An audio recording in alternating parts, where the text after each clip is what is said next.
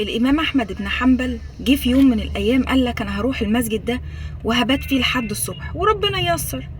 المهم راح بات في المسجد، الراجل مرضيش يدخله الحارس.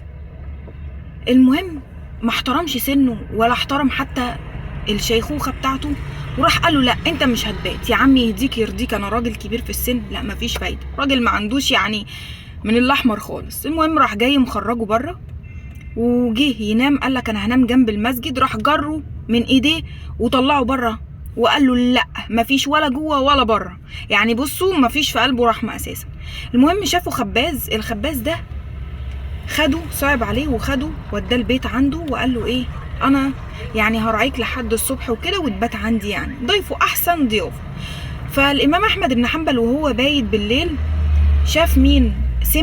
سمع الخباز وهو عمال يستغفر ربنا كتير. فلما صحي وكلمه قال له انا كنت سامعك ان انت بتستغفر، يعني هل لقيت اجابه من الاستغفار بتاعك ده؟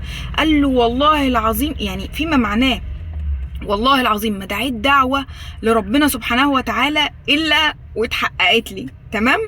فقال له الا دعوه واحده بس. قال له ايه هي؟ قال له ان انا اشوف الامام احمد بن حنبل. فقال له انا الامام احمد بن حنبل والله اني جررت اليك جره.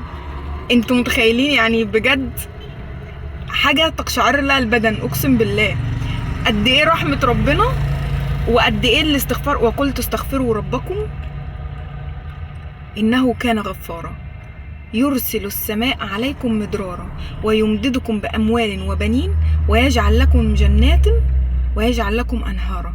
متخيلين الدعاء بيعمل ايه والاستغفار بيعمل ايه؟ ما تيأسوش يا جماعة، ادعوا والله العظيم رب المستحيل. ما تلجأش العبد، الجأ للي خلق العبد بس.